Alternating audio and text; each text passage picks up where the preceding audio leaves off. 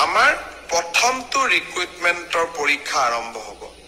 11 লাখ প্ৰাৰ্থী পৰীক্ষা পতা সহজ নহয় যোৱাবাৰ প্ৰাৰ্থী কম আছিল কাৰণে চেণ্টাৰ কম আছিল এইবাৰ চেণ্টাৰো বহুত প্ৰত্যাহ্বানো বহুত কালিৰ পৰা আমি প্ৰস্তুতি কৰিম যাতে পৰীক্ষা সুন্দৰ কৰি হয় আৰু পৰীক্ষা আমি যাতে সফলতাৰে পাৰ কৰিব পাৰো পৰীক্ষাত নকল কৰা বা পৰীক্ষাত নিয়মৰ বাহিৰত গৈ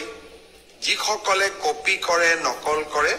তেওঁলোকৰ বিৰুদ্ধে আমাৰ চৰকাৰে এখন বিধানসভাত আইন প্ৰণয়ন কৰিছে ইয়াৰ ফলত পৰীক্ষাত নকল কৰা ব্যক্তিজনক গ্ৰেপ্তাৰ কৰাৰ উপৰিও তেওঁৰ ঘৰুৱা সম্পত্তিসমূহ চৰকাৰে অধিগ্ৰহণ কৰাৰ এক ডাঙৰ ক্লজ এই আইন কেইখনত আছে দুই এদিনৰ ভিতৰতে আমি এই আইনখনৰ বিষয়েও বহুল প্ৰচাৰ কৰিম মই আশা কৰিম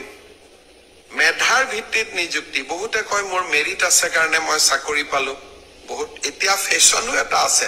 যে আমি বিজেপি কিয় ভোট দিব লাগে আমিতো মেৰিট আছে কাৰণে চাকৰি পালো